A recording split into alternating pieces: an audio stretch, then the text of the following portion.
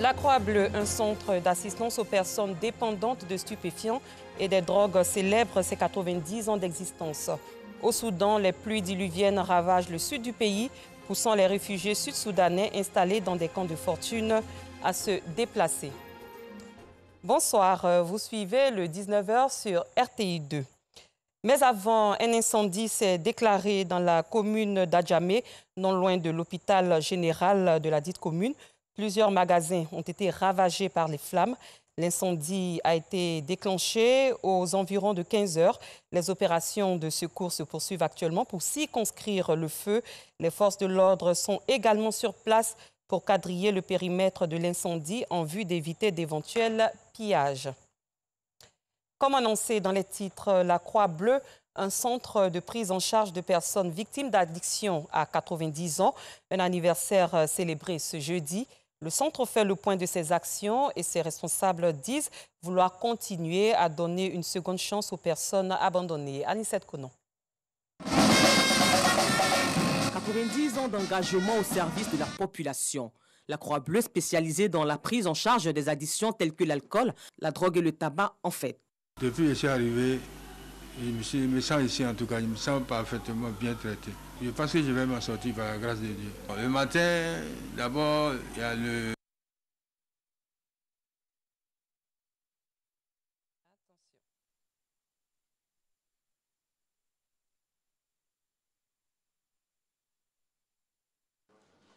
Pour accroître les chances des jeunes à l'international, l'école permet l'apprentissage de plusieurs langues étrangères. Aujourd'hui, le mandarin ou la langue chinoise est en train de s'imposer grâce à la place qu'occupe la Chine dans le monde. 90 ans d'engagement au service de la population. La Croix-Bleue spécialisée dans la prise en charge des addictions telles que l'alcool, la drogue et le tabac en fait. Depuis que je suis arrivé, je me sens ici en tout cas, je me sens parfaitement bien traité. Je pense que je vais m'en sortir par la grâce de Dieu. Le matin, d'abord, il y a le médicament que je prends pour pouvoir manger, le petit déjeuner. On a le plat, les 3 plats par jour. Et puis bon, les médecins aussi passent à tout moment pour nous donner les soins, nous traiter. À 90 ans, il y a eu des soubresauts, il y a eu des crises post-électorales, il y a eu d'autres pandémies qui sont ajoutées. Cela pouvait amener l'équipe à être découragée et arrêter. Et aussi, il y a eu l'évolution de la drogue en Côte d'Ivoire, avec tout ce que vous saviez comme répression. Tout cela pouvait amener l'équipe à reculer, ou du moins à faire table rase. Mais n'en était pas que l'équipe, au contraire, est devenue plus déterminée. Travail de longue haleine après le témoignage de patients ayant séjourné dans ce centre. Dr Ngouran, psychologue dans ce centre, est revenu sur le traitement donné aux patients. Merci à la Croix-Bleue parce qu'aujourd'hui, c'est grâce à la Croix-Bleue, CPD, j'ai arrêté mon addiction à la consommation de la drogue. Donc, grâce aux 90 ans de la Croix-Bleue, je tenais à être présent, au moins pour encourager ceux qui n'ont pas encore eu le courage d'être présents dans cet institut, à avoir aussi ce courage de venir se faire soigner. Je suis dans mon 6e mois sans consommation de drogue. Suite à une prise continue de la drogue, qui m'a mis dans un état de d'illusion mentale. C'est à cela que je suis venu. Et ensuite, avec les traitements, tout s'est bien passé. J'ai pu au moins reprendre le cours de la vie normale. Il faudrait ne pas rentrer dans le piège de la drogue et aussi de l'alcool. Ces jeunes-là représentent aussi l'avenir de la Côte d'Ivoire. Et donc, c'est des personnes qui, à un moment de leur vie, ont rencontré une difficulté. Mais nous ne devons pas les laisser en marge de cette société. Leur donner encore une nouvelle chance. La prise en charge à la Croix-Bleue est médico-psychosociale. Et donc, après être passé chez le médecin, qui va prescrire un traitement pour pouvoir gérer les effets du sévrage, à notre niveau, c'est des entretiens. Représentant le ministre de la Santé, de l'Hygiène publique et de la Maladie universelle, Pierre Ngoudimba, le professeur Mamadou Samba, directeur général de la Santé, après une visite guidée des locaux de la Croix-Bleue, a félicité le personnel profité de l'occasion pour instruire les jeunes sur l'abandon de la consommation de la chicha. J'ai aujourd'hui des impressions de fierté. La Croix-Bleue est le premier établissement qui lutte contre les addictions en Côte d'Ivoire et depuis 90 ans, cela marche. Et nous pensons que nous devons faire un peu plus pour la Croix-Bleue, vu le rôle important que cette institution joue. La chicha n'est pas inoffensif. Parce que le message qu'on fait croire, c'est que la chicha est inoffensif et que ce n'est pas de la toxicomanie. Si, c'est de la toxicomanie.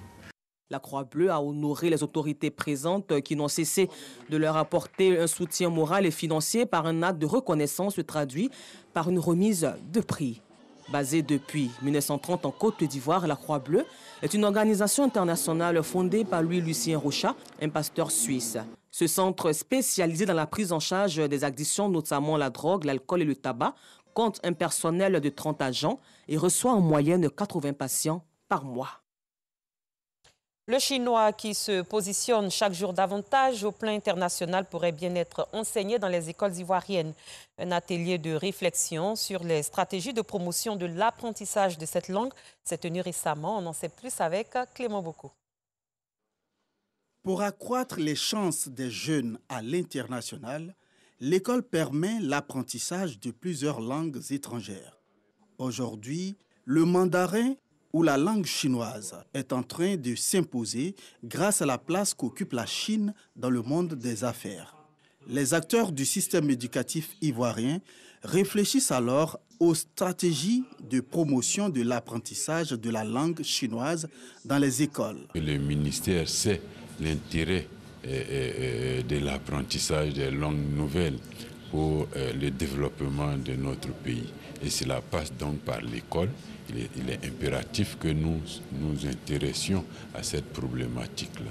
Pour les initiateurs de ce projet, le réseau des enseignants ivoiriens amis de la Chine, cet atelier se fait en commun accord avec le ministère de l'Éducation nationale et de l'alphabétisation et l'ambassade de la République populaire de Chine.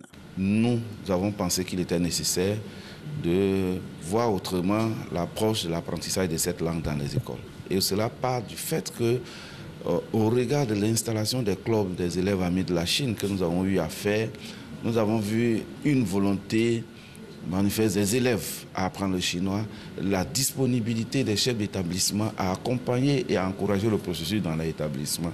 Donc l'un dans l'autre, nous pensons que c'est le moment de faire les sillons d'une nouvelle approche de cet apprentissage-là. Lors de ces échanges, l'enseignant-chercheur, professeur Laurent Alain Abois, pour sa part, a animé une conférence sur la question de l'importance de l'enseignement d'une langue étrangère à l'école. Vous savez que quand vous parlez une langue étrangère, c'est un atout pour vous dans le monde professionnel. Et quand vous en parlez davantage, eh bien, cela multiplie les opportunités que vous avez de vous insérer dans le tissu social.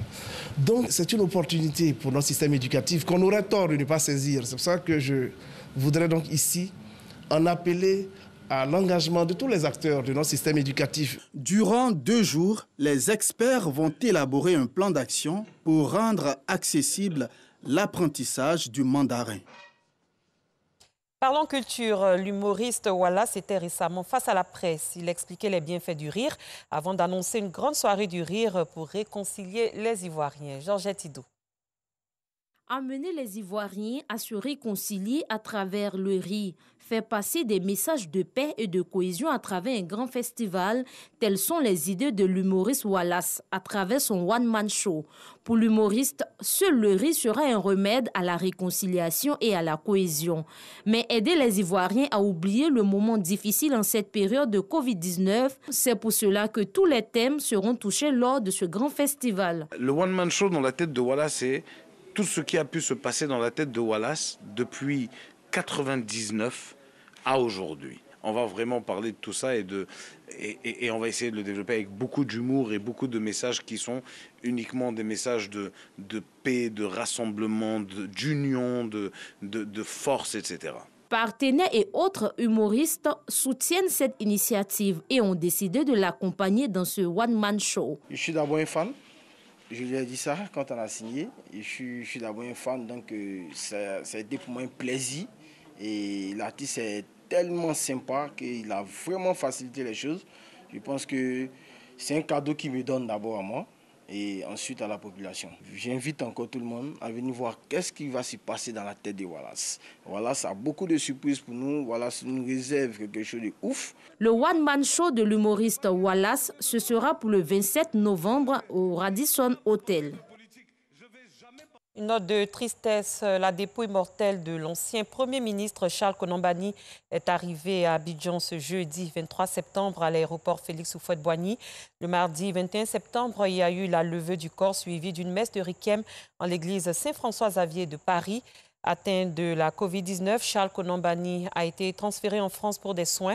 À la suite de sa disparition, la classe politique a rendu un vibrant hommage à Charles Konan-Banny qui, pendant plusieurs décennies, a occupé de hautes fonctions dans l'administration publique. En football, direction la commune d'Adjamé où s'est tenu le tournoi de l'unité dénommé Gérald Bowie. 16 équipes ont pris part à cette rencontre sportive qui vise à raffermir les liens d'amitié et de fraternité entre les jeunes d'Adjamé. Et c'est ce que nous explique Joël Gossé. Le tournoi de l'unité doté du trophée Gérald Bowie a connu son apogée ce samedi 18 septembre 2021 sur le terrain Rigobert Gondo de la cité Sodessi, zone nord de la commune d'Adjamé.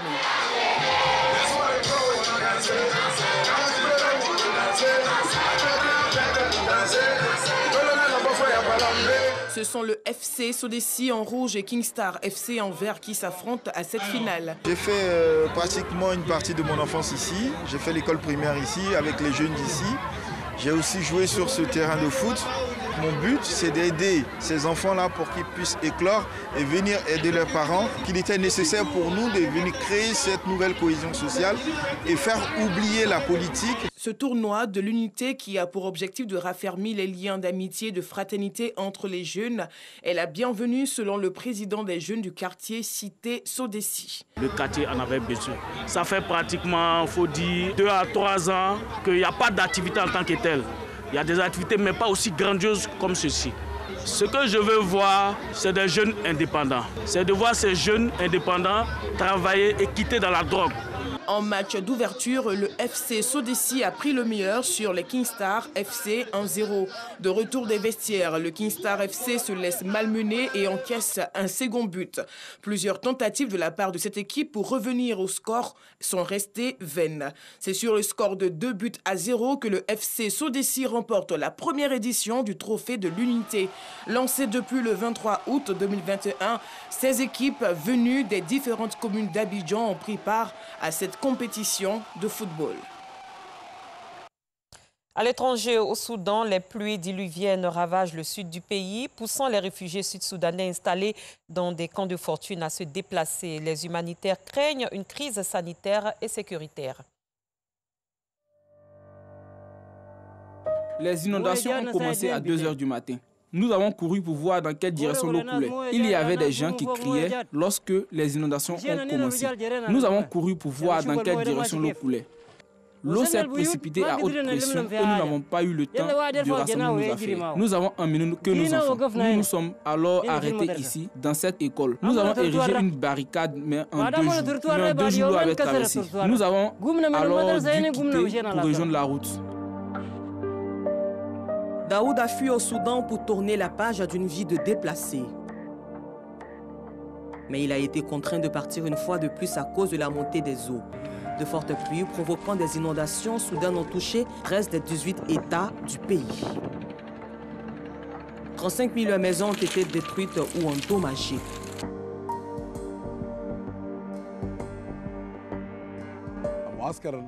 Le nouveau camp d'Al-Kana est complètement submergé depuis le 7 ou le 8 septembre.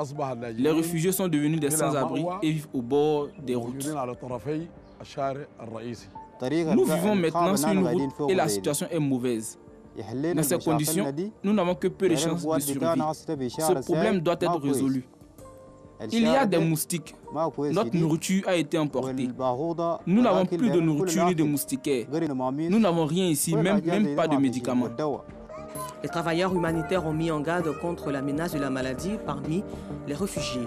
Le Soudan du Sud est donc devenu une nation indépendante en 2011, mais a plongé depuis dans une guerre civile dévastatrice.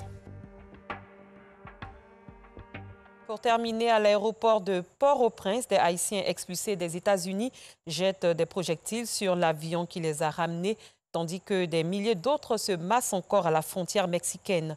Plusieurs voix se sont élevées pour protester contre les expulsions de demandeurs d'asile haïtiens arrivés à la frontière entre le Mexique et les États-Unis. Quelques 15 000 Haïtiens vivant en Amérique latine depuis plusieurs années se sont rendus aux portes du Texas ces derniers mois, espérant un geste de la Maison-Blanche.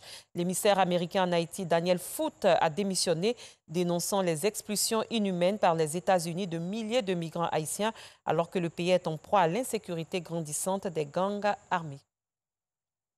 Cette édition est à son terme. Merci de votre fidélité. Excellente fin de soirée. À demain, même heure.